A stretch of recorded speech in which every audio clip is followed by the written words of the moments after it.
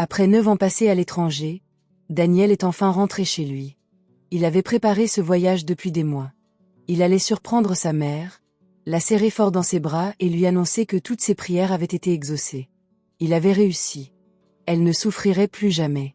Mais Daniel ne s'attendait pas à découvrir sa mère élevant 2 enfants qu'il n'avait jamais vus. Et ces 2 enfants allaient bouleverser tout ce qu'il croyait savoir de sa vie. Bonjour les amis. Bienvenue dans notre histoire. Avant de commencer, n'hésitez pas à aimer cette vidéo et à vous abonner. Dites-nous aussi en commentaire d'où vous nous regardez. Floride, Londres, peut-être Afrique du Sud ou Jamaïque. Nous voulons savoir. Les matins commençaient avant le lever du soleil. À 4h30 du matin, alors que le reste de la rue était encore plongé dans l'obscurité et le silence, une femme de 68 ans était déjà debout.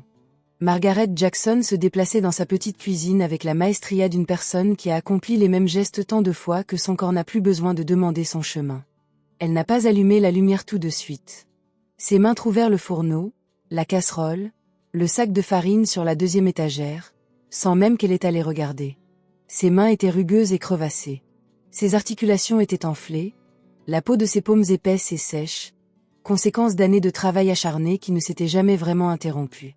Quand elle les soulevait parfois et les regardait à la lumière, il racontait une histoire dure, pas confortable, mais vraie. L'histoire de matins froids, de sacs lourds, de longues marches et d'une vie qui lui avait beaucoup demandé et ne lui avait pas toujours beaucoup donné en retour. Dans la pièce voisine, 2 enfants dormaient. Ils ne le savaient pas encore, ils étaient trop jeunes pour le comprendre pleinement, mais tout ce qu'ils possédaient au monde dépendait de ses mains gercées. Margaret vivait ainsi depuis 9 ans. 9 ans à se réveiller avant que le reste de la rue ne se réveille. 9 années à préparer la pâte, à faire bouillir les œufs et à emballer les sandwichs dans du papier aluminium, alors que le ciel était encore noir. 9 années à tout charger sur une petite charrette à roulettes et à marcher 4 pâtés de maison dans le froid matinal jusqu'à la gare routière au coin de la rue Elm, où elle installait sa petite table pliante et vendait le petit déjeuner aux travailleurs qui passaient avant l'aube. 3$ le sandwich aux œufs. 2$ pour du pain de maïs. 1,50$ pour du jus. Elle accompagnait les enfants à l'école tous les matins, portant leurs 2 sacs à dos sur des épaules qui la faisaient souffrir depuis des lustres. Elle est revenue à pied dans l'après-midi pour les retrouver. Elle a préparé le dîner. Elle a vérifié les devoirs. Elle comptait chaque dollar qui entrait et chaque dollar qui sortait, et elle maîtrisait son budget comme seule une femme qui n'a jamais gaspillé un sou peut le faire. Un hiver, lorsque Michael attrapa une pneumonie et que la facture médicale arriva, elle vendit la montre en argent de son défunt mari, sa belle montre, celle qu'il ne portait que le dimanche, pour la payer. Pendant 3 mois l'année suivante, elle cessa discrètement de renouveler son ordonnance pour ses médicaments contre l'hypertension afin de pouvoir acheter aux enfants des manteaux d'hiver et des chaussures pour l'école. Elle ne s'était pas acheté un seul vêtement neuf depuis près de 10 ans. Pas un seul. Tout ce qu'elle recevait était destiné aux enfants. À la nourriture. À la facture d'électricité. À l'entretien d'une petite maison vieillissante qui se délabrait lentement et silencieusement autour d'eux. Le toit qui fuyait, les carreaux de cuisine fissurés, le robinet de la salle de bain qui goutte malgré tous vos efforts. Elle a fait tout cela sans se plaindre. Elle a fait tout cela sans donner d'explication. Elle a fait tout ça toute seule. Michael et Michelle avaient 9 ans. C'étaient des jumeaux, même si on ne l'aurait pas deviné en les voyant. Ils ne se ressemblaient guère physiquement et leur comportement était tout aussi différent. Michael était calme. C'était le genre d'enfant qui pouvait rester assis pendant 1 heure entière à dessiner des camions, des grues et des bulldozers dans un vieux cahier sans dire un seul mot. Non pas qu'il n'eût rien à dire, mais parce qu'il préférait observer et réfléchir avant de parler. Il remarquait des choses que les autres ne remarquaient même pas. Le matin, quand Margaret rentrait de la gare routière, c'était toujours Michael qui levait les yeux le premier et l'observait avant de dire ou de faire quoi que ce soit. Juste pour m'assurer qu'elle allait bien. Juste pour m'assurer que la matinée n'avait pas été trop difficile pour elle. Michelle était une personne complètement différente. Michelle était audacieuse et directe, et avait une façon de dire exactement ce qu'elle pensait, ce qui ne correspondait pas du tout à son âge. Elle posait des questions comme on enfonce un clou. Une fois fermement, sans s'excuser pour le bruit.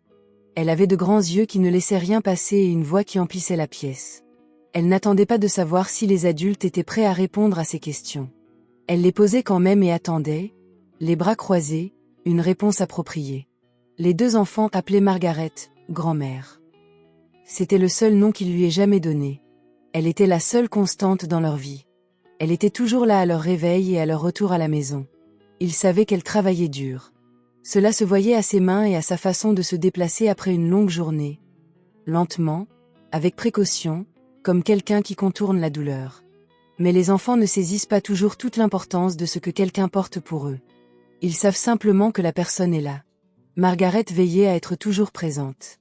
Un matin, environ 3 semaines avant que tout ne bascule, Michel s'assit à la table de la cuisine et observa sa grand-mère s'affairer autour du fourneau. Margaret faisait frire des œufs, dos tourné, la poêle émettant son crépitement habituel. « Grand-mère », dit Michel. Margaret a dit. Destiny, à l'école, raconte que son père l'emmène à l'entraînement de foot. Michel l'a dit comme d'habitude, sans détour, sans ménagement. Et James dit que son père répare les choses quand elles sont cassées. Comme le toit et tout ça. Margaret ne s'est pas retournée. « C'est vrai ?» demanda-t-elle. « Avons-nous un père ?» demanda Michel. Un silence s'installa un instant. Puis le crépitement reprit. « Tu m'as ?» dit Margaret. « Je sais », répondit patiemment Michel. « Je veux dire, en plus. Comme un père, précisément. » Depuis l'entrée, Michael apparut déjà habillé pour l'école, son cahier sous le bras. Il regarda sa sœur. Il regarda le dos de sa grand-mère. Il ne dit rien, mais il écouta tout. Margaret se retourna et posa les œufs sur la table. Elle observa longuement Michel, ses yeux graves, ses mains jointes, son menton légèrement relevé, comme en attente. Certaines choses, dit-elle prudemment, nécessitent du temps pour être expliquées correctement. Le moment venu, je vous expliquerai tout. Je vous le promets. Michel semblait avoir préparé une liste de questions. Mais quelque chose dans le visage de sa grand-mère, quelque chose de lourd, de sincère et de doux à la fois, la fit serrer les lèvres et hocher la tête. Michael ne dit rien. Il s'assit et prit sa fourchette. Mais avant de commencer à manger, il jeta un coup d'œil au mur près de la porte de la cuisine, où était accrochée une simple photo encadrée. Un jeune homme en chemise de travail bleue, souriant, le bras levé en signe d'adieu, comme pour dire au revoir à celui ou celle qui prenait la photo. Michael avait regardé cette photo des dizaines de fois. Il ne savait pas pourquoi cela lui procurait une sensation indéfinissable, à la fois familière et lointaine. Il la contempla une seconde de plus. Puis il baissa les yeux sur son assiette. Margaret l'observait, et sa main, qu'elle avait plaquée contre le comptoir, se crispa lentement en un point, puis se détendit. Sous son lit, coincée contre le mur, là où personne ne risquait de la trouver par hasard, se trouvait une vieille boîte en métal. Grise avec un petit loquet qui faisait un clic à l'ouverture. Pas de serrure. À l'intérieur de la boîte se trouvaient 3 choses. 2 actes de naissance. Une photographie d'une jeune femme au ventre rond et à l'air soucieux, debout devant une fenêtre. Et une lettre, 4 pages écrites de la main soignée et légèrement inclinée de Margaret, qui commençait par ces mots. « Daniel, mon fils. Il y a des choses que j'aurais dû te dire il y a longtemps, et je regrette d'avoir attendu si longtemps pour te les écrire. » Elle avait écrit cette lettre il y a 3 ans. Elle l'avait complétée à 2 reprises depuis. Elle ne l'avait jamais envoyée. Chaque soir, elle s'allongeait sur ce lit et, à quelques centimètres seulement, le secret qu'elle portait depuis 9 ans reposait dans sa boîte, attendant patiemment. Elle était épuisée. Pas seulement physiquement, même si son corps était exténué. Elle était épuisée d'une manière plus profonde, comme on s'épuise à la tâche après avoir porté un fardeau très lourd pendant des heures et se demander si l'on parviendra un jour à le poser. Mais chaque matin à 4h30, elle ouvrait les yeux. Et elle se levait. Parce que les enfants avaient besoin de déjeuner. Parce que la gare routière ouvrait tôt. Parce qu'il n'y avait personne d'autre. Elle se levait toujours. 9 ans plus tôt, Daniel Jackson avait 23 ans et débordait de cette énergie particulière que possèdent les jeunes hommes lorsqu'ils en ont assez de la pauvreté et qu'ils ont enfin décidé d'agir. Ce n'était pas un mauvais fils. Il est important de le comprendre. Il aimait sa mère. Il aimait cette petite maison à la périphérie de son quartier d'enfance. Même quand le toit fuyait, que le chauffage était capricieux et que le quartier semblait peu à peu oublié par le reste de la ville. Il aimait tout cela d'un amour mêlé d'efforts, de précaution, avec cette sensation complexe au creux de la poitrine, un mélange d'affection et de tristesse. Mais à 23 ans, il était las de cette ambiguïté. Un homme, rencontré par l'intermédiaire d'un ami, lui avait parlé d'un travail dans le bâtiment à l'étranger. Un salaire confortable, un vrai salaire, plus qu'il ne gagnait en 6 mois chez lui. Et quelque chose en Daniel avait dit oui avant même qu'il ait fini d'y réfléchir. Il l'a annoncé à sa mère un mardi soir, assis à la même table de la cuisine où Michael et Michelle prenaient désormais leur petit déjeuner chaque matin. Margaret est restée figée lorsqu'il le lui a dit. Elle n'a pas pleuré. Elle ne haussa pas la voix. Elle resta assise, les mains jointes sur la table, à regarder son fils longuement, comme elle regardait les choses qu'elle essayait de mémoriser. « Combien de temps ?» demanda-t-elle. « 1 an, dit Daniel. Peut-être moins. J'enverrai de l'argent tous les mois. Et quand je reviendrai, je réparerai le toit. Je réparerai tout. Absolument tout. » Margaret regarda le plafond, la tache d'eau dans le coin qui s'étendait lentement depuis 2 ans. « D'accord, dit-elle. C'est tout. D'accord. » Elle ne lui a pas dit qu'elle avait peur. Elle a enfoui ce sentiment au plus profond d'elle-même, comme elle enfouissait la plupart des choses trop grandes et trop dangereuses pour être laissées à la vue de tous. Elle l'a aidé à faire ses valises. La veille de son départ, elle lui a préparé son plat préféré, du riz et du poulet en ragoût accompagné de pain de maïs. Elle se tenait sur le perron et regarda son taxi s'éloigner dans l'obscurité du petit matin. Elle resta là un moment après le départ du taxi, à contempler la rue déserte. Puis elle entra et commença sa journée. Au début, Daniel appelait chaque semaine. Les appels arrivaient le dimanche soir et Margaret s'asseyait dans son fauteuil près de la fenêtre pour écouter sa voix au téléphone. Un peu métallique et lointaine, mais on la reconnaissait, toujours chaleureuse, vive et pleine de projets. Il lui a parlé du travail, des chantiers, des longues heures et des autres ouvriers venus de différents pays. De la nourriture, qu'il trouvait étrange au début, mais à laquelle il s'habituait. À propos de l'argent qu'il économisait. « Je rentre à la maison dans 6 mois, avait-il dit lors d'un des premiers appels. Peut-être même avant.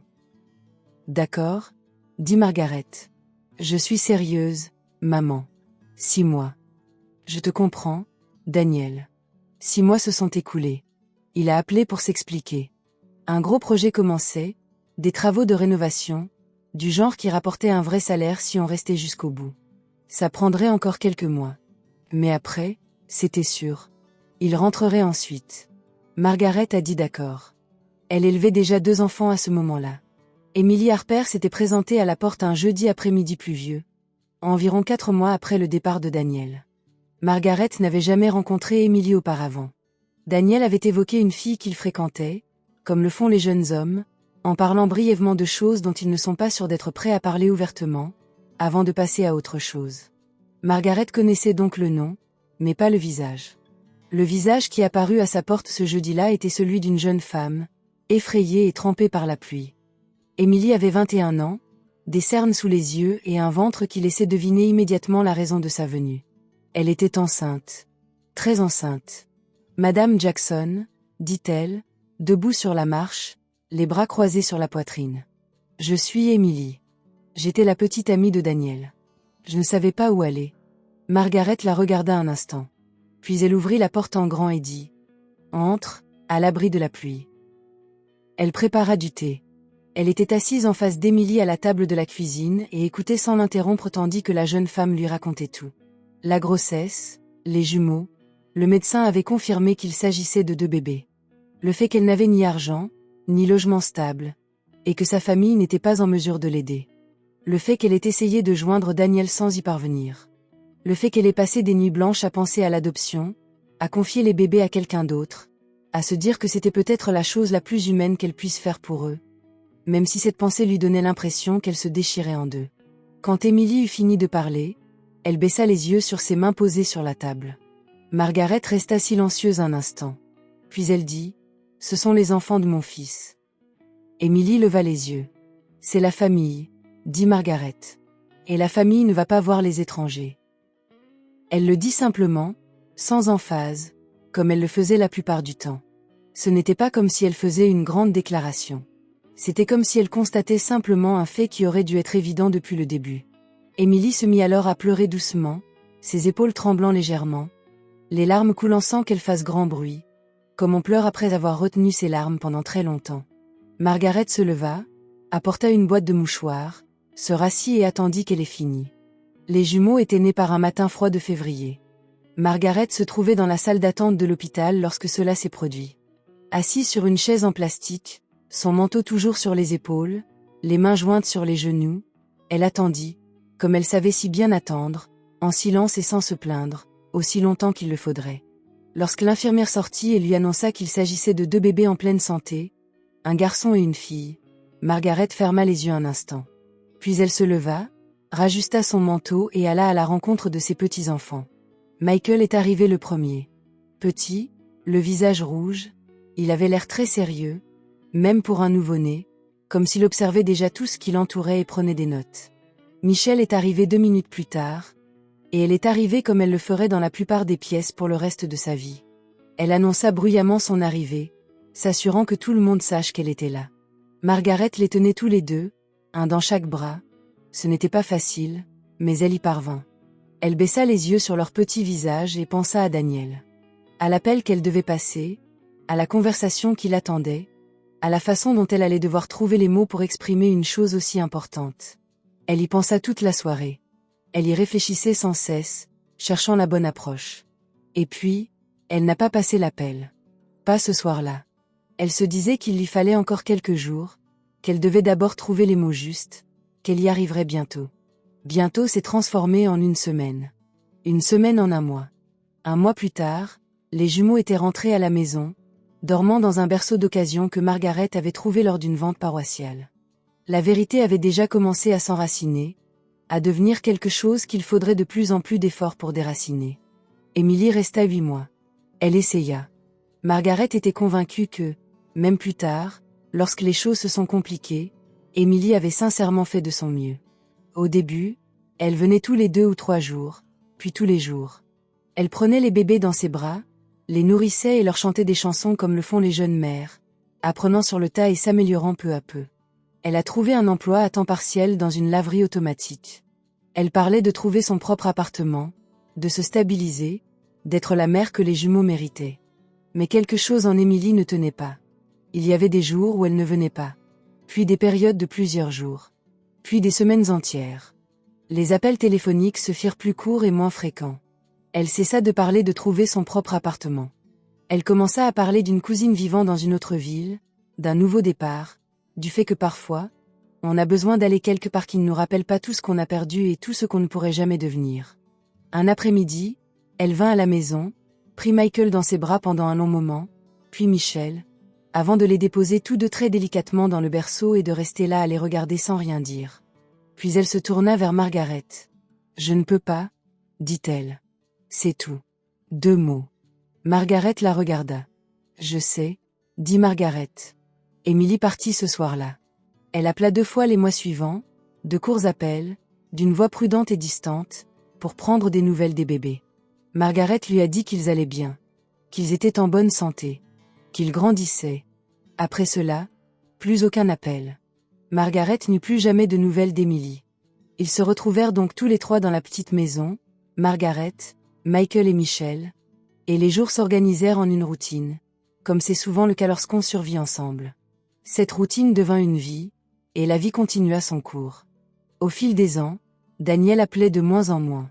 Son entreprise prospérait. Il avait créé sa propre petite entreprise de rénovation, d'abord avec 2 autres employés, puis avec d'autres. Il envoyait régulièrement de l'argent à sa famille, et les sommes augmentaient au fil des ans. À la fin de chaque appel, il disait toujours qu'il allait bientôt rentrer, que ce serait long maintenant. Margaret ne lui a jamais parlé des enfants. Chaque fois qu'elle décrochait le téléphone, elle se disait qu'à cette heure-ci, elle dirait « Daniel, il y a quelque chose que tu dois savoir. Assieds-toi, Daniel. Daniel, je t'ai caché quelque chose et je veux que tu comprennes pourquoi. » Mais sa voix résonnait alors, joyeuse, affairée, pleine de projets, et quelque chose en elle hésitait. Il était enfin en train de construire quelque chose. Il sortait enfin de cette vie qui lui avait toujours paru trop étriquée. Si elle le lui disait maintenant, il rentrerait à la maison. Elle le savait. Il laisserait tout tomber pour revenir précipitamment. L'entreprise s'effondrerait et toutes ces années de dur labeur seraient réduites à néant. Elle se disait qu'elle le protégeait. Peut-être était-ce vrai.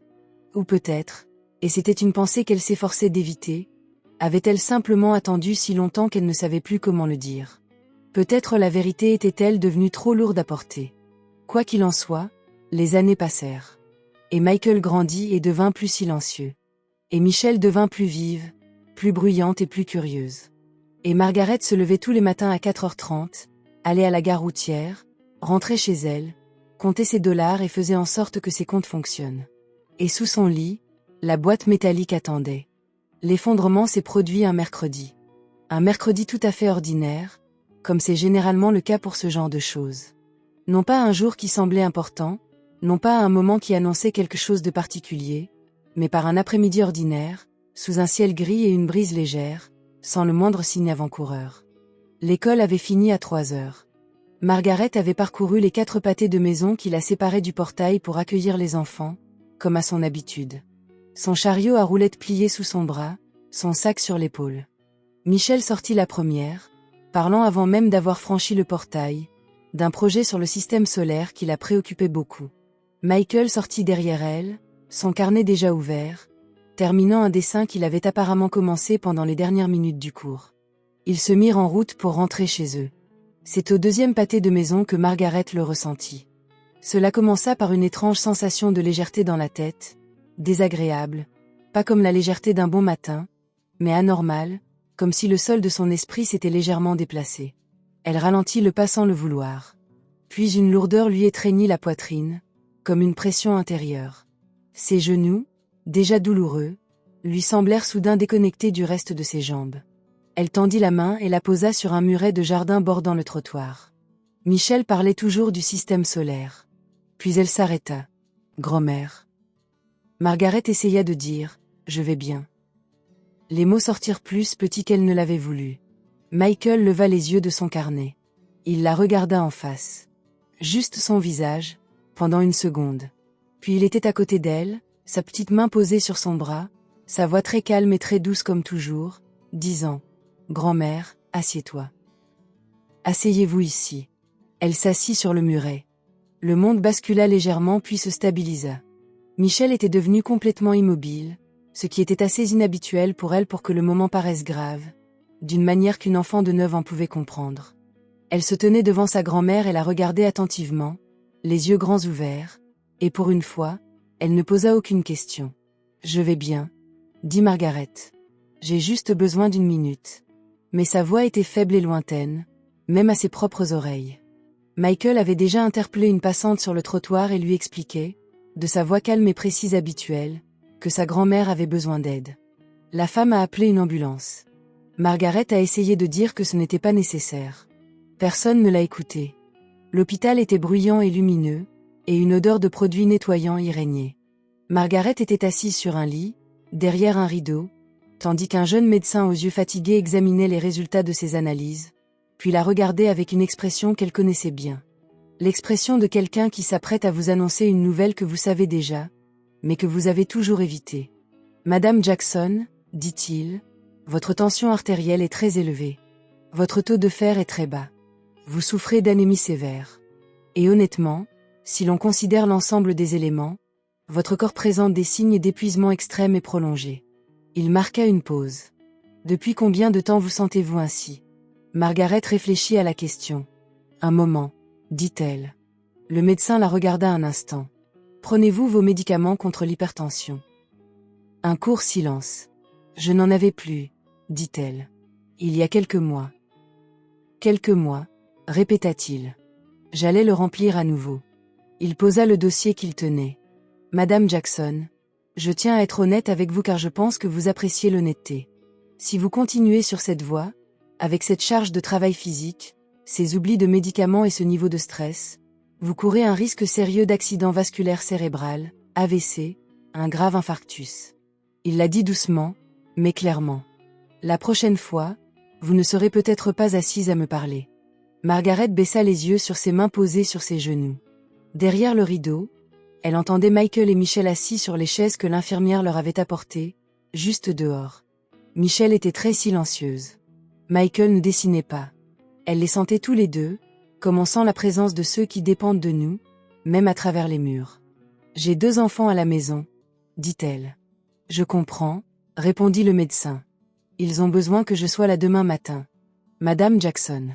Sa voix était douce mais ferme. « Ils ont besoin que vous soyez en vie demain matin. C'est la priorité absolue. » Elle a été gardée en observation pendant la nuit. Une voisine de confiance, Carole, qui habitait 3 maisons plus loin et connaissait Margaret depuis des années, vint chercher les enfants et restait avec eux. Margaret les regarda partir depuis son lit d'hôpital. Michael se retourna une fois sur le seuil pour la regarder, le visage toujours aussi prudent. Michel ne se retourna pas. Mais au moment où elle tourna le coin, Margaret la vit lever la main et s'essuyer rapidement le visage du revers de la main. Ce petit geste, ce rapide essuyage, resta gravé dans la mémoire de Margaret longtemps après que le rideau se soit refermé. Allongée sur son lit d'hôpital, elle fixait le plafond et réfléchissait. Elle repensa aux paroles du médecin. « La prochaine fois, vous ne serez peut-être pas assise à me parler. » Elle les retourna lentement, comme on retourne un objet pour l'examiner sous tous les angles. Elle avait 68 ans. Elle avait mal au genou tous les matins. Elle omettait en secret de prendre ses médicaments pour pouvoir continuer à faire tourner la maison. Elle marchait des kilomètres chaque jour, malgré un corps qui la suppliait de ralentir depuis des années, et elle répondait à ses appels en les ignorant complètement. Elle n'était pas invincible. Elle le savait depuis un certain temps, de façon abstraite. Mais, allongée dans son lit, tandis que ses petits-enfants partaient chez une voisine, elle en prit conscience de manière concrète, d'une façon que l'abstraction ne parvient jamais vraiment à rendre. Et si quelque chose lui arrivait, si un matin elle ne se levait pas, que se passerait-il alors? Les enfants seraient seuls. Et la vérité, toute la vérité, le nom de Daniel, la lettre dans la boîte, tout, serait enterré avec elle. Elle pensa à Michael, qui avait interpellé un inconnu sur le trottoir avec une certitude calme et tranquille, car sa grand-mère avait besoin d'aide. À 9 ans, il portait déjà des objets en silence, veillait déjà sur les autres, scrutait déjà les visages pour s'assurer que tout le monde allait bien. Où avait-il appris cela? Se demanda-t-elle. Elle repensa à Michel qui s'essuyait le visage du revers de la main pour que personne ne la voie. Elle resta allongée longtemps dans le silence lumineux et bourdonnant de la chambre d'hôpital, et quelque chose changea en elle. Pas de façon spectaculaire. Pas d'un coup. Mais cette façon qu'ont les choses de se déformer lorsqu'on s'y appuie depuis longtemps et qu'elles finissent par céder, doucement. Elle avait protégé Daniel. Elle s'était aussi protégée elle-même, à vrai dire, se protégeant de la vue de son visage quand elle lui annoncerait la vérité, de la difficulté à trouver les mots, de cette conversation qui s'annonçait longue, douloureuse et irréversible. Mais se protéger d'une dure vérité ne la rend pas moins grave. Au contraire, elle est plus lourde. Elle portait ce fardeau depuis 9 ans, elle était épuisée, elle avait 68 ans, et le médecin avait prononcé le mot « AVC » d'une voix douce et prudente. Elle ne pouvait pas mourir avec ça dans une boîte sous son lit. Elle ne le voulait pas. Dans sa chambre d'hôpital, elle ferma les yeux et se fit une promesse. Pas à voix haute. Juste en secret, là où les promesses ont le plus de valeur. Le moment venu, se dit-elle, je lui dirai. Je trouverai les moyens de le dire. Quel qu'en soit le prix. Allongée là, elle ignorait qu'elle n'aurait pas à attendre aussi longtemps qu'elle le pensait. 3 semaines plus tard, par un beau mardi matin, une camionnette neuve s'engagea dans la rue. C'était un beau camion. Bleu foncé, propre, avec une benne pleine à craquer de provisions. Du bois. Des pots de peinture. Une boîte à outils. Des sacs de béton. Le genre de camion qui appartient à un homme qui a longtemps mûri un projet et qui, enfin, est passé à l'action. Le camion ralentit en descendant la rue. Le chauffeur examinait les maisons, vérifiant les numéros, même si, en réalité, il n'en avait probablement pas besoin. Il avait grandi dans cette rue et les maisons d'ici étaient de celles qui restent gravées dans la mémoire, qu'on le veuille ou non. Le camion s'arrêta devant le numéro 44. Le moteur s'est tu. Daniel Jackson est resté un instant au volant et a contemplé la maison de sa mère. Elle était plus petite qu'il ne s'en souvenait. Ou peut-être s'était-il simplement habitué à d'autres endroits. La peinture de la façade s'écaillait en longues bandes le long des encadrements de fenêtres. Le jardin, que sa mère avait toujours entretenu avec soin et verdure, était envahi par la végétation dans le coin où la clôture penchait vers l'intérieur. Le toit, à gauche, présentait un affaissement visible qui lui indiqua immédiatement, sans qu'il soit nécessaire de l'examiner plus en détail, que la fuite qu'il promettait de réparer depuis 9 ans s'était considérablement aggravée. Il sentit quelque chose bouger dans sa poitrine. Un sentiment complexe, mêlé de culpabilité, d'amour et de la tristesse particulière de revenir sur les lieux et de constater les ravages causés par le temps et l'absence. Il y avait des cadeaux sur la banquette arrière. Des chocolats que sa mère aimait. Un châle chaud. Une petite enveloppe contenant plus d'argent qu'il n'en avait jamais envoyé en un seul mois.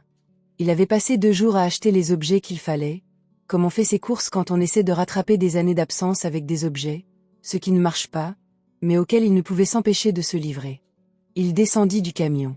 Il s'arrêta sur le trottoir et regarda la maison.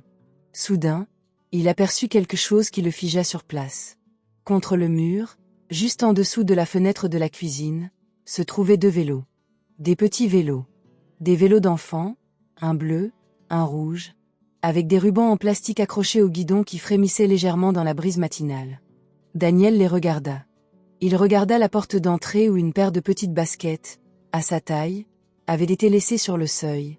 L'une d'elles était couchée sur le côté, les lacets défaits. Il regarda la fenêtre à côté de la porte, où plusieurs morceaux de papier étaient scotchés de l'intérieur. Des dessins, comprit-il en regardant de plus près. Des dessins d'enfants, colorés et enthousiastes, un peu irréguliers, de ceux qu'on accroche aux fenêtres parce qu'on en est fier. De l'intérieur de la maison, un rire d'enfant parvenait, faible mais distinct. Daniel, les bras le long du corps, se tenait sur le trottoir et fixait la maison de sa mère.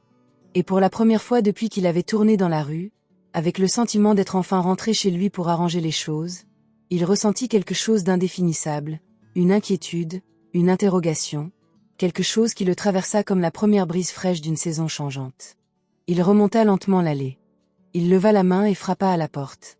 On a frappé à la porte à 9h15 du matin. Margaret était dans la cuisine. Les enfants étaient déjà partis à l'école. La vaisselle du petit déjeuner séchait sur l'égouttoir à côté de l'évier. Margaret était assise à table, sa tasse de thé et ses médicaments pour la tension à la main. Son ordonnance était renouvelée, le petit flacon orange trônait sur le comptoir, à sa vue chaque matin, un rappel qu'elle s'était elle-même imposé. Elle examinait les reçus de la semaine, un petit rituel qu'elle accomplissait tous les mardis, en les lissant soigneusement et en les rangeant par date. Elle entendit frapper et pensa que c'était Carole, sa voisine du bout de la rue, qui passait parfois le mardi matin. Elle ne se pressa pas.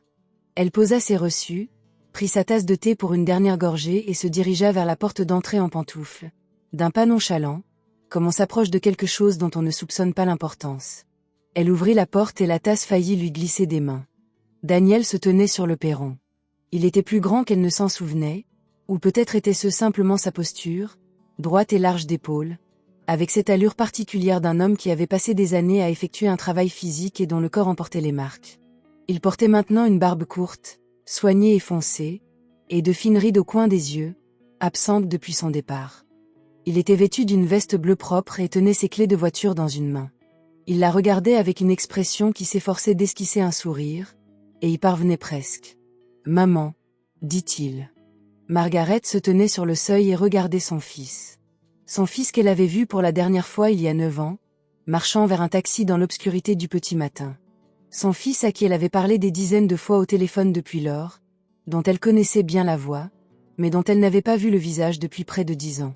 Son fils, qui ne savait pas, qui ne pouvait pas savoir, debout là sur le perron, ses clés de voiture à la main et un sourire à peine esquissé, ce qui l'attendait à l'intérieur de cette maison. Tout cela la traversa en 2 secondes à peine. Puis elle s'avança et le prit dans ses bras. Il était bien plus grand qu'elle maintenant. Il l'enlaça comme le font les grands autour des petits, se penchant, ses bras passant derrière son dos. Et pendant un instant, ils restèrent là, sur le perron, la mère et le fils séparés depuis 9 ans, sans dire un mot. Margaret ferma les yeux. Elle le serra contre elle et sentit le poids complexe qu'elle portait se déplacer et se stabiliser, comme un sac lourd lorsqu'on change la position de ses bras. Pas plus léger. Juste disposé différemment. Pas encore, se dit-elle. Pas maintenant. Laissons les choses en rester là, ne serait-ce qu'un instant. Elle le fit entrer. Il s'assit à la table de la cuisine, la même table, les mêmes chaises, tout était identique, et un peu plus petite qu'il ne s'en souvenait. Elle lui prépara un thé sans lui demander s'il en voulait, car elle le savait déjà. Elle s'assit en face de lui et ils se regardèrent comme 2 personnes qui ont beaucoup à se dire et qui prennent un instant pour se souvenir. « Tu ne m'as pas dit que tu venais, » dit-elle. « Je voulais te faire une surprise. » « Tu l'as fait. » Il sourit, et pendant un instant, il ressembla trait pour trait au jeune homme de 23 ans qui s'était assis à la même table et lui avait annoncé son départ. Elle sentit brièvement une pression contre l'intérieur de sa poitrine. « Tu as l'air maigre, » dit-elle. « Je ne suis pas maigre. »« Tu laisses. Tu ne manges pas correctement. »« Maman, je vais bien. Je vais faire des œufs. Je l'ai déjà fait. Je vais faire des œufs, dit-elle en se levant. Il rit, d'un rire bref et sincère, puis se laissa aller dans son fauteuil et la laissa lui préparer des œufs, car certaines disputes sont inutiles et il savait lesquelles. Pendant qu'elle cuisinait, il bavardait. Il lui parla de son entreprise, qui avait connu une croissance considérable ces 2 dernières années. Il employait désormais 8 personnes compétentes et fiables. Il lui parla du camion garé devant la maison, des fournitures qu'il avait apportées et de la liste qu'il avait dressée de tout ce qui nécessitait des réparations. Le toit, évidemment, en premier. Puis la clôture de devant. Puis la fenêtre de la cuisine qui ne fermait jamais correctement. Il avait un plan. Il avait les moyens. Pour la première fois de sa vie d'adulte, il avait l'argent et le temps de rentrer chez lui et de faire enfin ce qu'il promettait depuis 9 ans. Il disait tout cela avec l'énergie d'un homme qui répète son discours depuis longtemps et qui est heureux de pouvoir enfin le dire à voix haute. Margaret se tenait près du fourneau, écoutait et murmurait « même » et « c'est bien ça » au moment opportun, tout en lui brouillant les œufs sans laisser ses mains trembler. Elle posa l'assiette devant lui. Il la regarda, puis leva les yeux vers elle. « Assieds-toi, maman. Mange avec moi. J'ai déjà mangé. Alors assieds-toi quand même. » Elle s'assit. Elle croisa les mains sur la table. Elle le regarda manger. Il avait presque fini ses œufs quand il leva les yeux et demanda nonchalamment, comme on pose une question qui nous taraude depuis notre arrivée. « À qui sont ces vélos dehors ?» Les mains de Margaret, sous la table, étaient plaquées contre ses cuisses. « À des enfants que j'aide, » répondit-elle. Sa voix était assurée. Elle s'était préparée à cette question, au fond d'elle, depuis l'instant où elle avait ouvert la porte. Une amie à moi n'arrivait pas à se débrouiller seule pendant un certain temps. Je m'occupais de ses enfants. Daniel la regarda. Il mâchait lentement. « Combien de temps ?» demanda-t-il. « Un moment, » répondit-elle. « Quel âge ont-ils » 9 ans. Il hocha la tête, comme on hoche la tête quand quelque chose semble cohérent, même si une petite voix intérieure en doute encore. « C'est gentil de votre part, » dit-il. « D'aider quelqu'un comme ça. » Ce sont de bons enfants, dit Margaret. Il finit ses œufs. Il but son thé. Il lui parla plus en détail de ses projets pour la maison. Ils parlèrent du quartier, de gens qu'ils connaissaient tous deux, de ces petites choses ordinaires qui leur inspiraient sécurité et familiarité. Et pendant tout ce temps, Margaret, assise en face de son fils, gardait les mains à plat et la voix calme, tandis que le secret contenu dans la boîte métallique sous son lit respirait doucement dans la pièce. La première semaine passa. Daniel se lança dans la construction de la maison avec la détermination d'un homme investi d'une mission.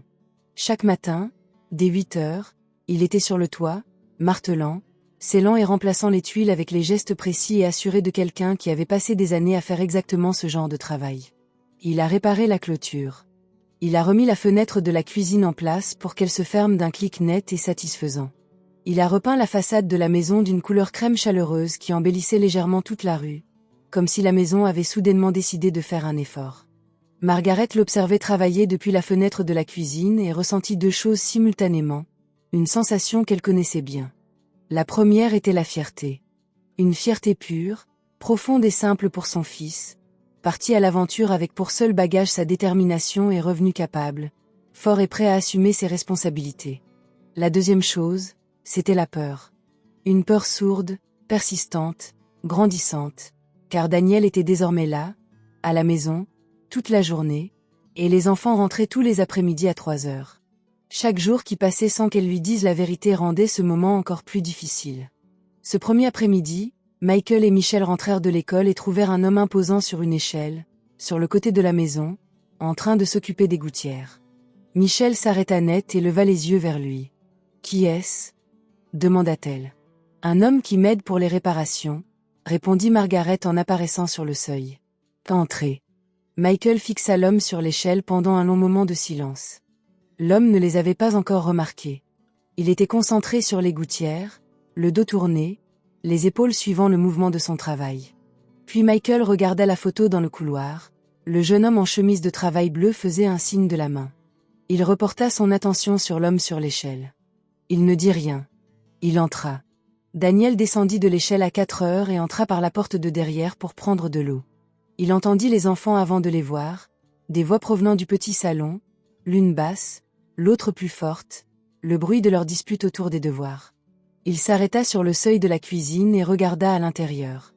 Michael était à la table basse, en train de dessiner. Michel était à côté de lui, un manuel ouvert, lisant à voix haute un chapitre sur les systèmes météorologiques. Toutes les quelques phrases, elle s'arrêtait ce comme « Mais ça n'a pas de sens », puis reprenait sa lecture.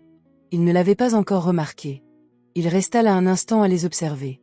Ils étaient petits, le visage rayonnant, et se sentaient parfaitement à leur aise dans la maison de sa mère, comme les enfants se sentent chez eux, dans les lieux qui leur ont toujours appartenu. Le cahier de Michel était ouvert à côté du manuel, couvert de son écriture large et assurée. Le dessin de Michael, il pouvait le voir d'ici, était un croquis détaillé au crayon d'une grue. Quelque chose traversa Daniel sans qu'il puisse l'identifier immédiatement. Michel leva les yeux et le vit dans l'embrasure de la porte. « Salut », dit-elle sans plus de cérémonie. « Salut », dit Daniel. Michael leva les yeux. Il regarda Daniel d'un regard mesuré. Il n'a rien dit. « Je suis Daniel », a dit Daniel. « Je vous aide, je fais des travaux à la maison. »« Je sais », dit Michel. « Grand-mère nous l'a dit. » Daniel regarda la jeune fille. Puis, s'adressant au garçon, « Comment vous appelez-vous »« Je m'appelle Michel », répondit Michel. « Voici Michael. Il ne parle pas beaucoup au début. »« C'est normal », dit Daniel. « Moi non plus. » Michael le regarda encore une seconde. Puis il baissa les yeux vers son dessin. Daniel retourna à la cuisine. Il se tenait au comptoir, but son eau et regarda par la fenêtre le jardin derrière la maison, essayant de comprendre pourquoi, ces 3 dernières minutes, il avait cette impression que quelque chose avait bougé dans la pièce. Un meuble légèrement déplacé, un tableau un peu de travers au mur. Il n'arrivait pas à l'expliquer. Il retourna dehors pour finir les gouttières. La 2e semaine se déroula à peu près comme la première, à ceci près que cette sensation indéfinissable que Daniel avait éprouvée sur le seuil de la cuisine ne le quittait pas. Ce n'était pas une sensation bruyante. Ce n'était pas un cri strident, ni un bruit qui l'empêchait de dormir. C'était plutôt un son imperceptible, quelque chose d'insaisissable, d'impossible à ignorer, qui vous incitait à tourner légèrement la tête, dans l'espoir de voir quelque chose qui n'était pas encore là. Il était attentif aux détails. Il avait un don pour cela. C'était d'ailleurs ce qui faisait de lui un bon professionnel. La capacité d'observer une structure et de voir non seulement ce qui était là, mais aussi ce qui n'allait pas, ce qui ne s'alignait pas correctement, ce qui avait été recouvert et nécessitait un examen approfondi. Il remarqua que les affaires des enfants n'étaient pas temporaires. Leurs affaires n'étaient pas rangées comme on le fait pour un séjour de courte durée. Leurs dessins étaient collés aux fenêtres depuis longtemps. Il le voyait au jaunissement du ruban adhésif au coin. Leurs noms étaient écrits de la main de Margaret sur de petites étiquettes à l'intérieur de leur cartable. Michael avait dessiné une courbe de croissance au crayon sur l'encadrement de la porte de sa chambre. Une série de petites lignes horizontales avec des dates inscrites à côté, remontant à plusieurs années. Il remarquait que sa mère se déplaçait parmi les enfants avec l'aisance particulière de quelqu'un qui le faisait depuis toujours. Non pas l'aisance prudente de quelqu'un qui s'occupe des enfants d'autrui, mais l'aisance naturelle de quelqu'un pour qui c'était tout simplement la vie. La façon dont elle remettait instinctivement en place le col de Michel le matin sans même regarder, la façon dont elle savait sans demander que Michael avait besoin de 5 minutes de calme après l'école avant que quiconque ne lui adresse la parole. Il remarqua que lorsque Michel posait des questions, et Michel en posait beaucoup, celles concernant la famille laissaient Margaret légèrement immobile, contrairement aux autres. Il se dit que cela ne le regardait pas. Sa mère lui avait dit qu'elle aidait une amie, une adulte qui menait sa vie sans son avis depuis 9 ans. Qui était-il pour la remettre en question? Il se le répétait sans cesse. Sans grand succès. C'était un jeudi après-midi. Le toit était terminé, la clôture solide, et Daniel s'était attaqué à l'intérieur de la maison. Il repeignait le couloir, remplaçait les carreaux fissurés de la salle de bain et réparait les étagères de la cuisine qui se décollaient du mur depuis des années. Il travaillait d'un pas régulier et satisfait, comme toujours, avec une playlist sur son téléphone et un café qui refroidissait sur le rebord de la fenêtre. Les enfants étaient à la table de la cuisine, en train de faire leurs devoirs. Margaret était allée à la pharmacie. Elle avait pris l'habitude d'y aller régulièrement. Daniel s'en était assuré, en programmant discrètement le renouvellement de son ordonnance pour que les flacons d'huile arrivent avant qu'elle n'en manque. Elle avait accepté sans faire d'histoire, ce qui en disait plus long sur sa fatigue que n'importe quelle conversation. Il descendit de l'escabeau du couloir pour aller chercher de la peinture et traversa la cuisine. Michel écrivait avec une grande concentration, la langue collée au coin des lèvres comme toujours lorsqu'elle travaillait intensément. Michael était à l'autre bout de la table, en train de dessiner, mais son manuel était ouvert à côté de lui et il y jetait de temps en temps un coup d'œil. Il faisait donc les deux choses à la fois, avec cette efficacité tranquille qui le caractérisait. Daniel prit sa peinture et s'apprêtait à repartir quand Michel laissa échapper un grognement d'irritation et dit sans lever les yeux.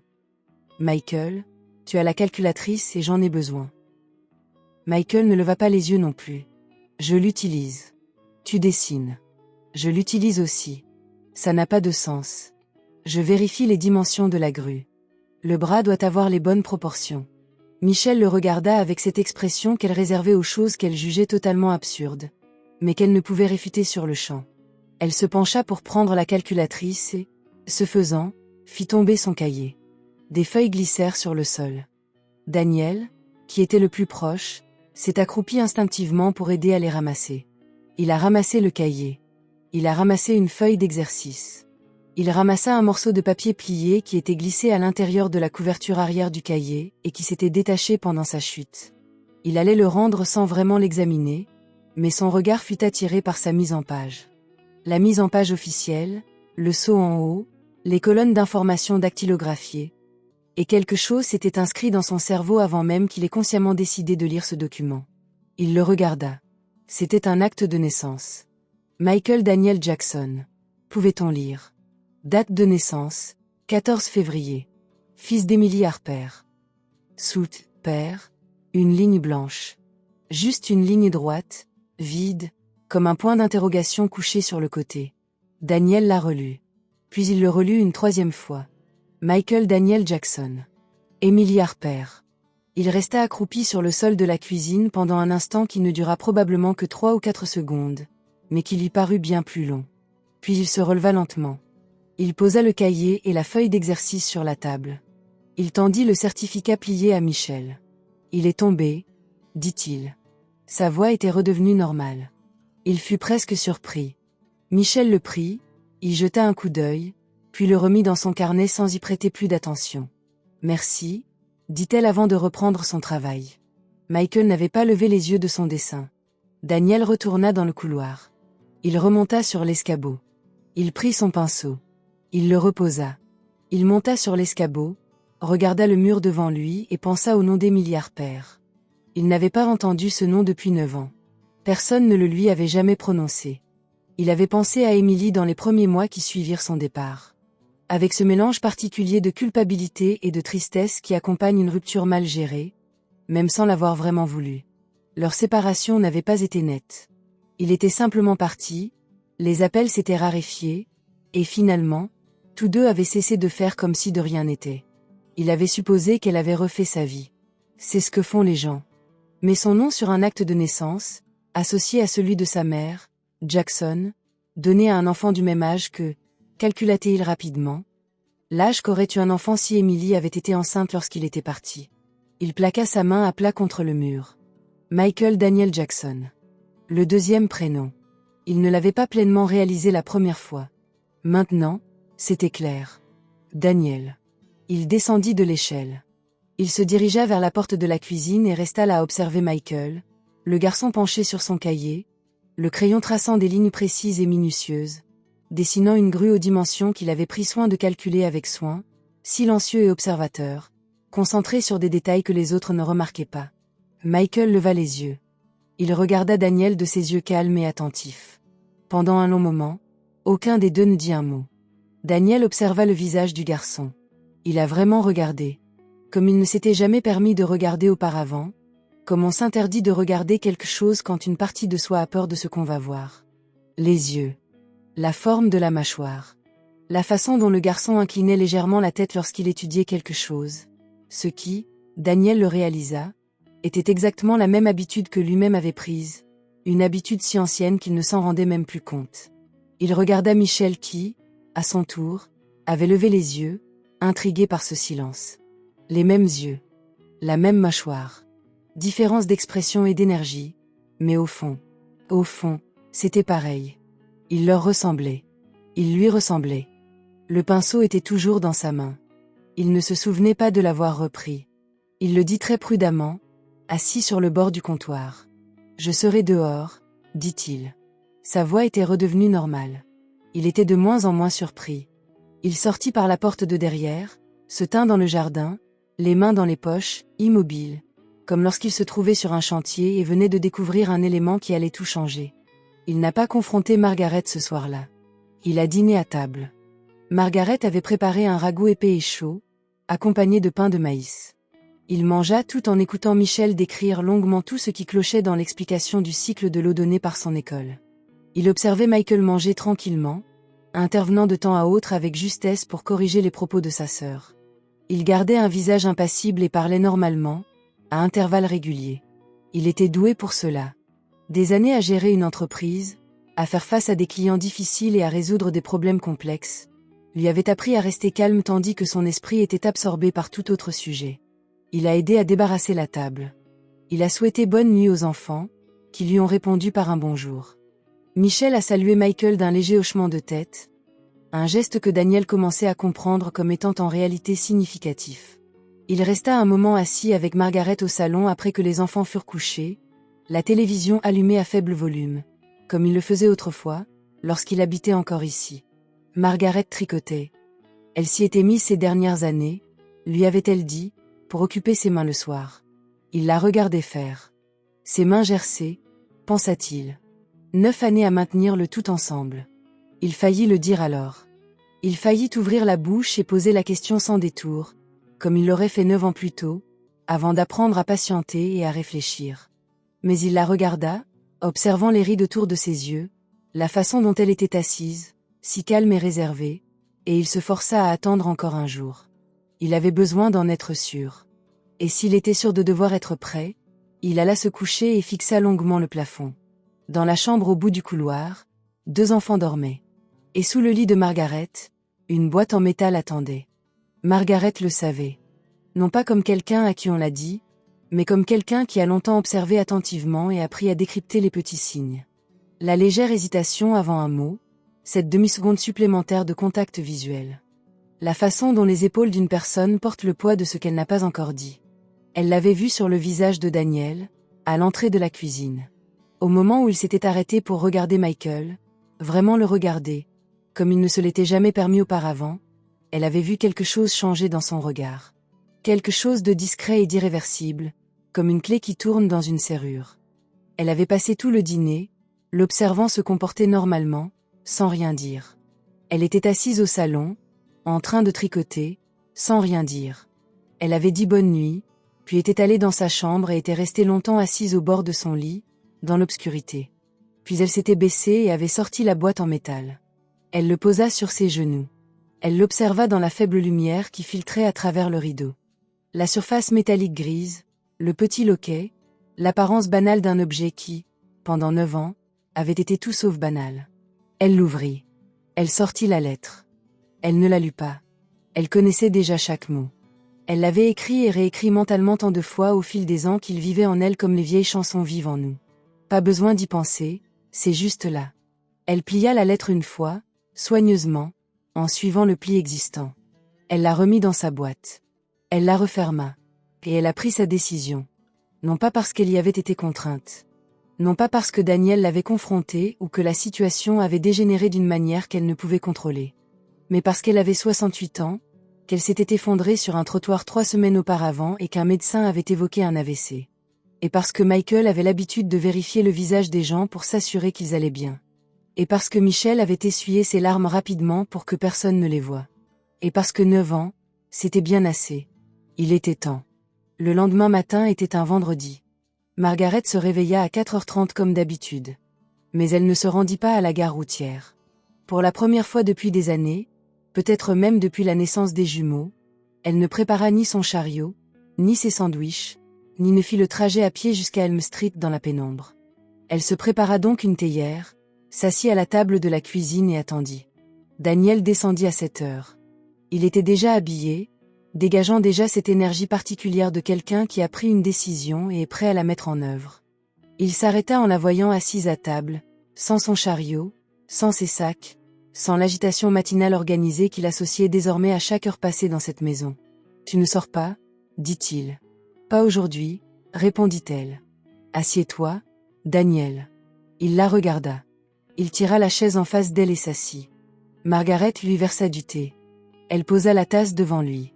Elle joignit les mains sur la table et regarda son fils, cet homme qui avait été son petit garçon, les rides autour de ses yeux, ses mains habiles et ce visage qu'elle aimait d'un amour maternel inconditionnel et sans artifice. « Il y a quelque chose que je dois te donner, » dit-elle. « Avant toute chose, je veux que vous le lisiez d'abord.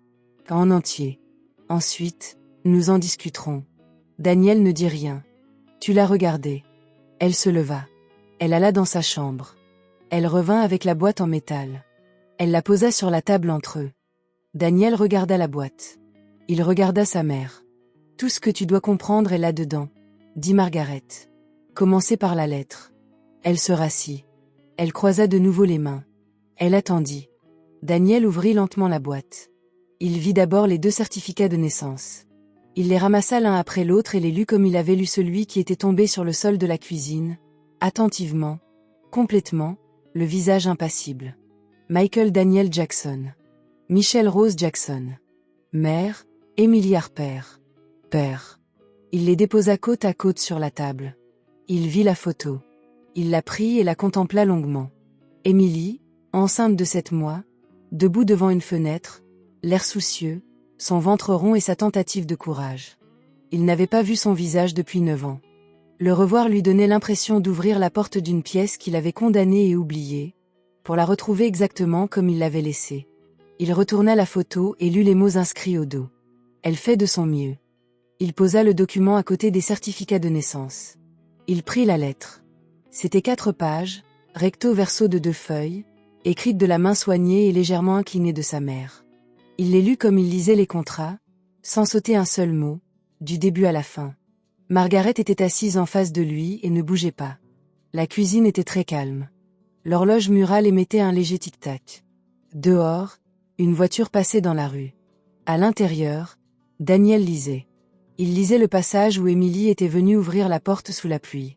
Il lisait la conversation à cette même table, le thé, la décision que Margaret avait prise sans hésiter. Il lut le récit des naissances, le 14 février, un matin froid, un garçon et une fille. Il lut les efforts d'Emily, ses luttes, et l'après-midi où elle était venue, avait tenu les enfants dans ses bras, puis avait dit « Je n'y arrive pas », avant de repartir et de ne plus jamais revenir.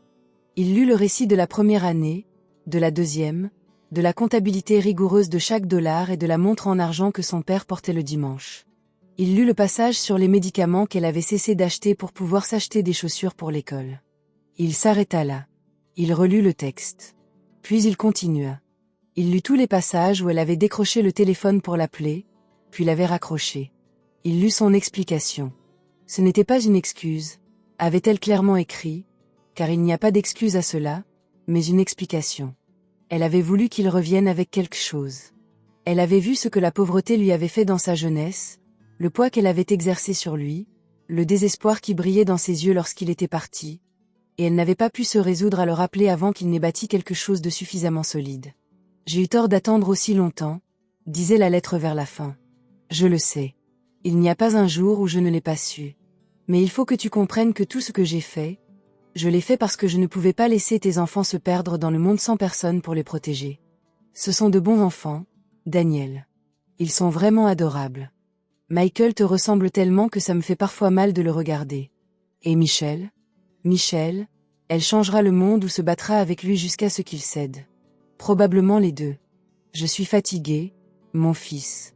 Je ne dis pas ça pour te culpabiliser.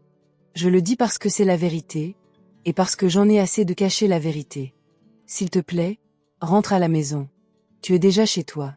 Mais s'il te plaît, rentre vraiment à la maison cette fois-ci. Ta mère. Daniel lut la dernière ligne. Puis il posa la lettre sur la table.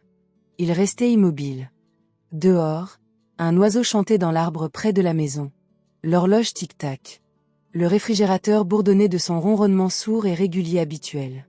Margaret observait le visage de son fils. Elle avait pensé à ce moment pendant des années. Elle l'avait imaginé de 1000 façons. Sa colère, ses cris, son silence, ses larmes. Elle avait répété ses réactions à chacune d'elles. Elle s'était préparée à affronter de plein fouet le poids de ses actes, qui allaient soudainement se déchaîner dans cette cuisine. Ce à quoi elle ne s'était pas préparée, c'était de le voir se prendre le visage entre les mains. Sans emphase. sans tremblement d'épaule ni gémissement.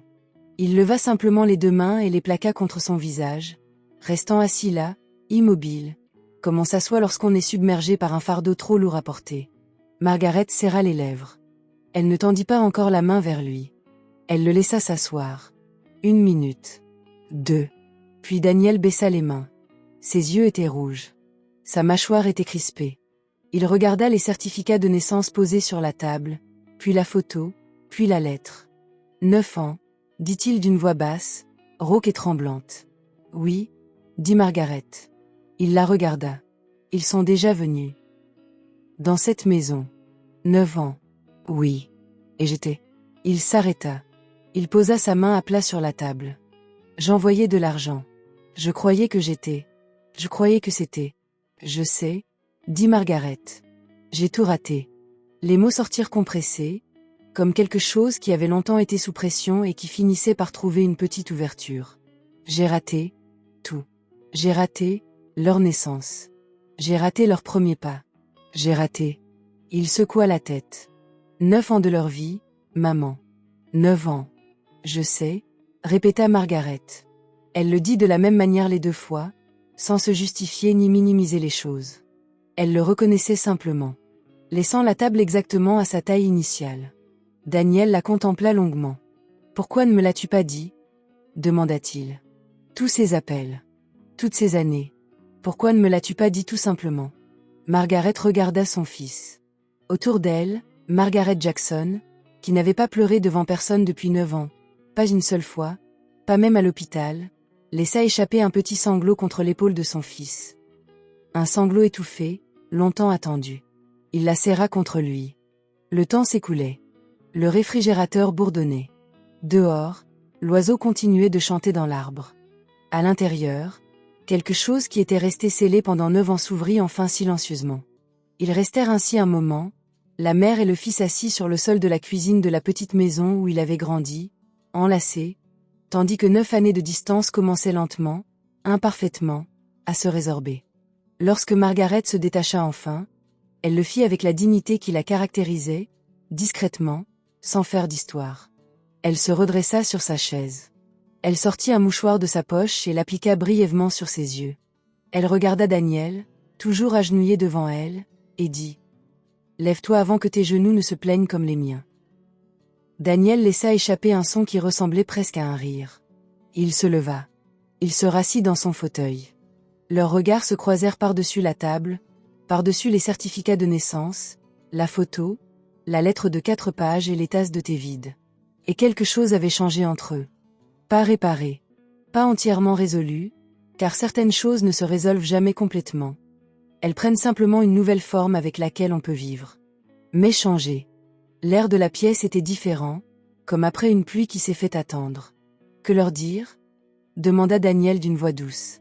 Derrière cette question se cachait tout un tas d'autres interrogations, plus difficiles à formuler. Que dire à 2 enfants de 9 ans qui ont grandi sans moi ? Que dire à des enfants qui ne savent pas qui je suis ? Comment entrer dans des pièces où je n'ai pas encore le droit d'être et demander qu'on me laisse entrer ? Margaret le regarda un instant. « Tu n'es pas obligé de dire quoi que ce soit aujourd'hui, » dit-elle. « Aujourd'hui, tu dois simplement être là. Les mots viendront quand ils seront prêts. Eux aussi. » Daniel hocha lentement la tête. Il prit l'acte de naissance de Michael. Il regarda le nom, Michael Daniel Jackson, et passa son pouce le long du bord du papier. « Il lui a donné mon nom, » dit-il.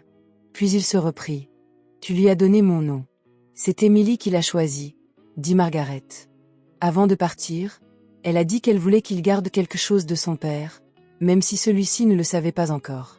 Daniel a posé le certificat avec précaution. Et Michel. Michel a choisi son prénom elle-même, a répondu Margaret avec un petit sourire fatigué. Ou presque.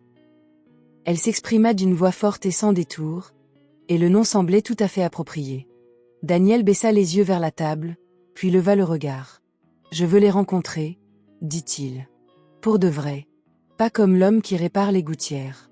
Alors qu'il s'arrêtait, le mot qu'il cherchait était à la fois simple et immense. Comme leur père, dit Margaret. Oui. Alors sois là quand ils rentreront, dit-elle. C'est tout. Sois juste là. La journée scolaire se termina à 3 heures. Daniel passa les heures précédentes à faire quelque chose qu'il n'avait pas fait depuis son arrivée. Rien de pratique, rien qui sollicite ses mains. Il resta assis un moment dans le salon. Il parcourut lentement la maison, observant des objets devant lesquels il était passé une douzaine de fois sans vraiment les remarquer. Il s'arrêta sur le seuil de la chambre de Michael. La toise était accrochée au cadre de la porte. Les cahiers empilés sur le sol. Les dessins soigneusement punaisés au mur. Camions, grues, engins de chantier, le tout détaillé et précis, dessiné par un enfant attentif à la construction des choses. Il resta là longtemps. Puis il alla dans la chambre de Michel. Le trophée en plastique était sur la table de chevet. Le papier accroché au mur disait « Je poserai toutes mes questions en lettres capitales ». Une rangée de livres sur une petite étagère, rangée non par taille ni par couleur, mais, d'après ce que Daniel pouvait en juger, selon le nombre de fois où il les avait critiqués. Les plus lus étaient devant, leur dos corné et marqué. Il se tenait là, lui aussi. Il descendit ensuite et s'assit dans la cuisine avec Margaret, attendant 3 heures. Il les entendit avant de les voir. La voix de Michel d'abord, venant de l'allée, au milieu d'une phrase qui avait apparemment commencé un certain temps auparavant. La réponse plus discrète de Michael. Le son familier de 2 personnes qui se parlent depuis toujours. Pas toujours d'accord, pas toujours à l'écoute, mais toujours, au fond, attentives l'une à l'autre. La porte d'entrée s'ouvrit. Michel entra la première, un sac sur l'épaule, et elle parlait. Elle fit 3 pas dans le couloir avant de réaliser que quelque chose avait changé. Margaret se tenait sur le seuil de la cuisine, le visage marqué par une expression inhabituelle en fin de journée. L'homme des caniveaux était assis à la table, les mains inertes. Elle s'arrêta. Michael entra derrière elle et faillit lui rentrer dedans. Il regarda au-delà d'elle. Il regarda la table. Il regarda Daniel. Le couloir était silencieux. Margaret dit doucement « Venez vous asseoir tous les deux.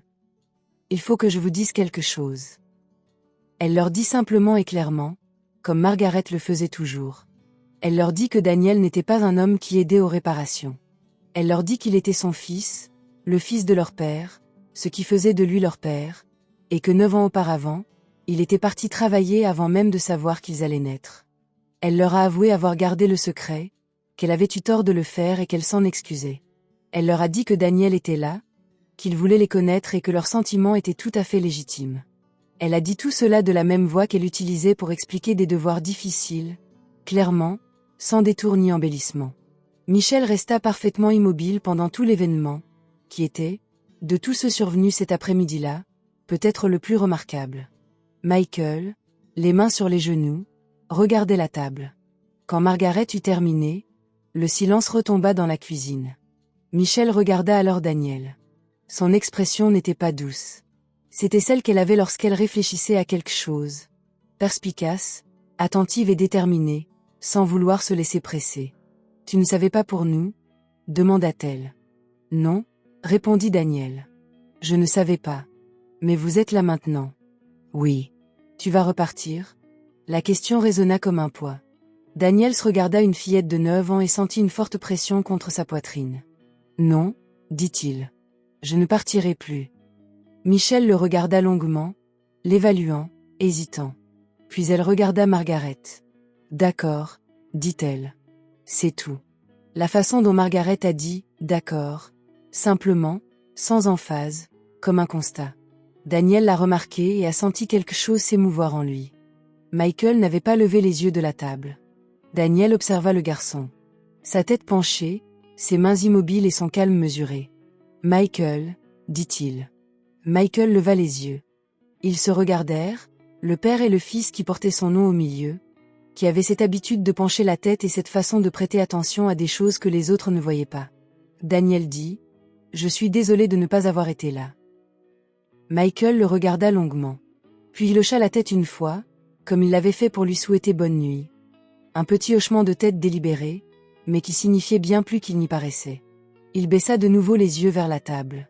Puis, après un instant, il fouilla dans son sac et en sortit son carnet. Il l'ouvrit à un dessin sur lequel il travaillait, une grande grue de chantier minutieusement détaillée, les dimensions inscrites soigneusement à côté de chaque section.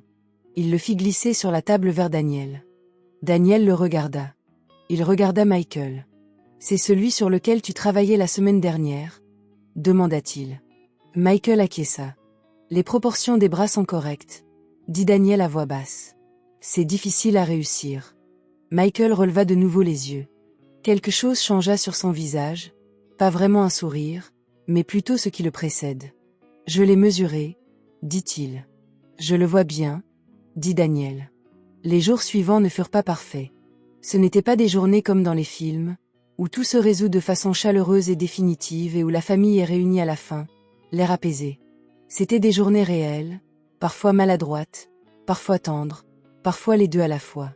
Daniel a fait des erreurs. Il parlait trop quand Michael avait besoin de calme. Il répondait aux questions de Michel avec trop de précaution, soucieux de ne pas dire de bêtises, et Michel, qui décelait le mensonge comme on décèle la météo, le lui fit remarquer sans détour. « Tu fais attention », lui dit-elle un soir. « Tu n'as pas besoin de faire attention. Parle normalement. » Il la regarda. « C'est si évident ?» demanda-t-elle. « Oui, » répondit-elle. Il rit. Elle le regarda avec une légère méfiance, puis décida que son rire était sincère et replongea dans sa lecture. Il aidait Margaret à la gare routière les matins où les enfants étaient à l'école.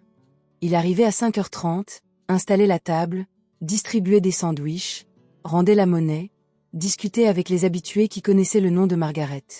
Margaret se tenait à ses côtés et observait les réactions des gens, sa chaleur humaine, son aisance, et elle ressentit quelque chose qu'elle n'avait pas éprouvé depuis des années.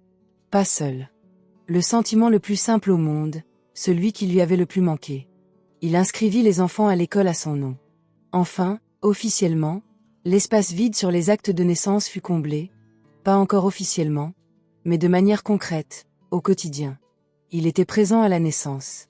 Il était là à l'arrivée. Il apprit rapidement quels après-midi Michel s'exerçait à l'orthographe et quels matins Michael préférait marcher en silence. Il répara le reste de la maison point pièce par pièce, méthodiquement, à sa manière.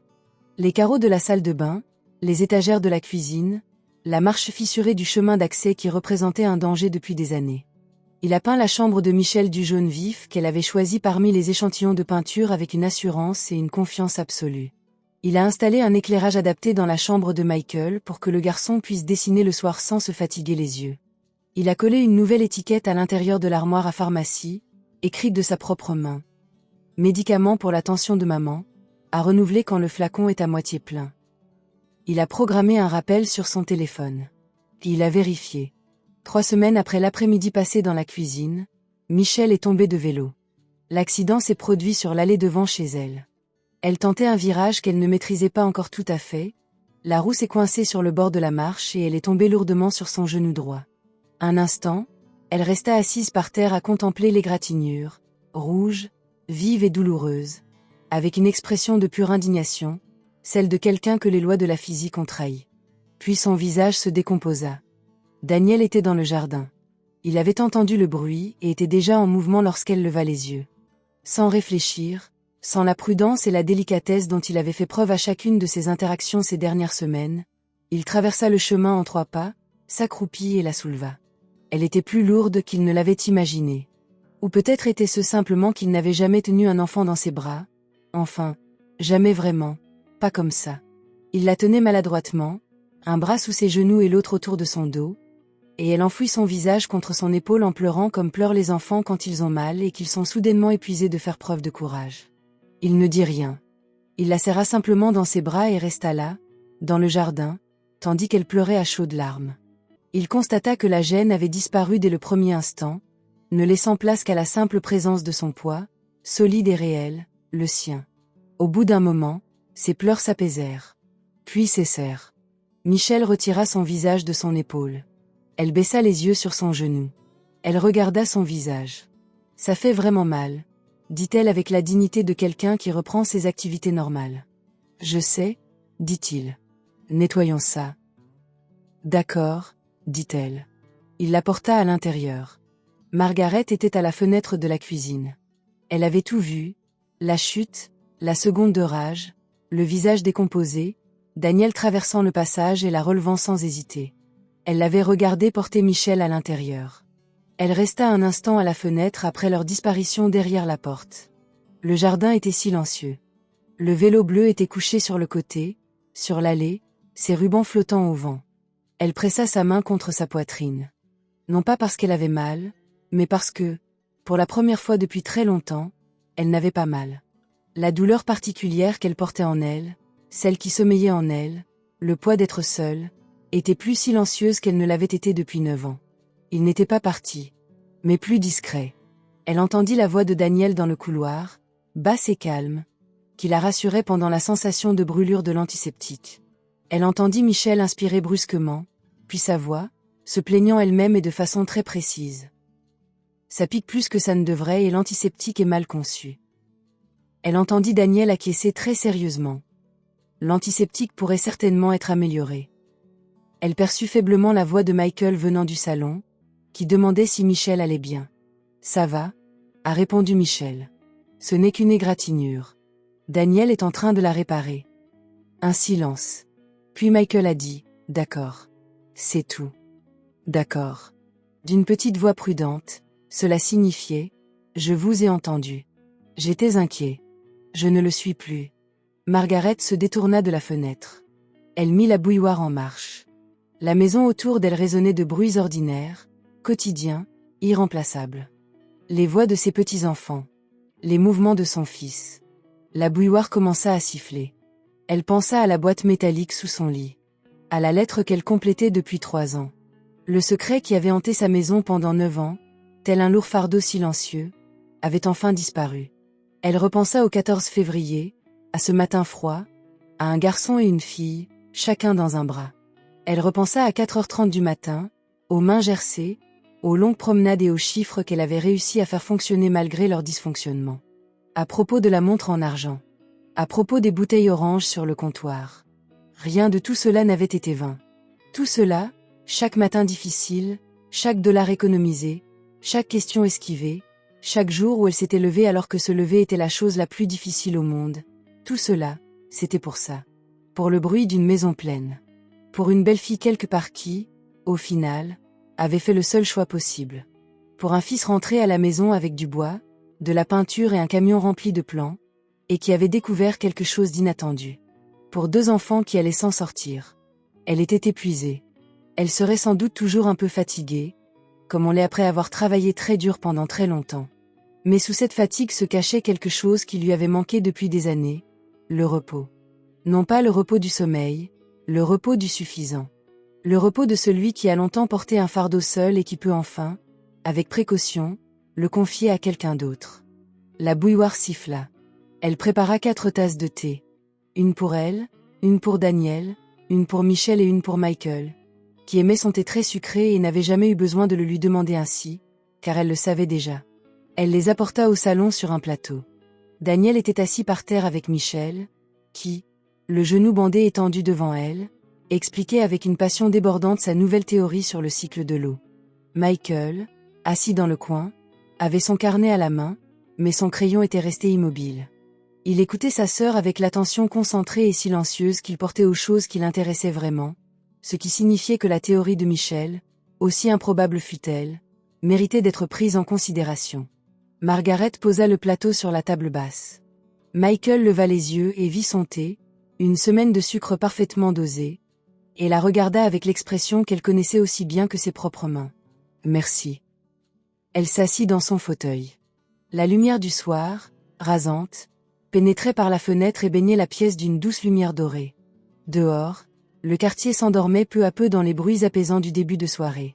Un chien au loin, une voiture, les voix lointaines d'enfants appelés à table. À l'intérieur, sa famille était réunie dans la même pièce. Pendant 9 ans, Margaret Jackson avait porté un fardeau qui avait en partie appartenu à son fils. Elle l'avait porté dans l'obscurité, avant l'aube, les mains gercées et les genoux douloureux, sans rien demander en retour. Elle l'avait porté parce que quelqu'un devait le faire, et c'était elle. C'est le propre des mères. Pas tous. Pas facilement. Non sans contrepartie. Mais ceux qui le font, ceux qui se lèvent à 4h30 et qui font en sorte que les finances fonctionnent et que la famille reste unie malgré les moyens du bord, le font parce que l'amour, dans sa forme la plus authentique, n'est pas un sentiment qu'on attend. C'est une décision qu'on prend et qu'on renouvelle chaque matin, aussi fatigué soit-on. Le passé est irréversible. 9 années ne pouvaient être regagnées. Émilie vivait ailleurs, une autre vie, et ce chapitre s'est clos comme certains se clos. non pas avec une résolution, mais avec la certitude que l'histoire a continué. Mais le chapitre qui s'ouvrait, celui qui s'écrivait en ce moment même, dans cette pièce, dans cette maison, en ce soir, celui-là valait tout le prix qu'il avait fallu payer pour en arriver là. Daniel regarda sa mère de l'autre côté de la pièce. Margaret reporta son regard sur son fils. Aucun des deux ne dit un mot. C'était inutile. Certaines choses n'ont pas besoin d'être dites, car elles ont déjà été vécues, portées, comptées, parcourues à pied dans le froid sur 4 pâtés de maison, puis vendues pour $2 sur une table près de la gare routière, au coin de la rue Elm. Certaines choses sont déjà dites par la façon dont on prépare le thé de quelqu'un sans qu'il ait à le demander. Par la façon dont on rattrape un enfant qui tombe. Par la façon dont on mesure le bras d'une grue jusqu'à ce qu'il soit parfait. D'ailleurs, vous posez toutes les questions que vous avez, car on vous a appris que les questions méritent des réponses, et les réponses méritent de l'honnêteté. Et l'honnêteté, même si elle tarde à venir, vaut toujours la peine d'attendre. J'espère que vous avez pris autant de plaisir à regarder cette vidéo que j'en ai eu à la créer. N'hésitez pas à la liker, la partager et à commenter les leçons que vous en avez tirées. Dites-moi d'où vous regardez cette vidéo dans les commentaires ci-dessous. À bientôt dans ma prochaine vidéo.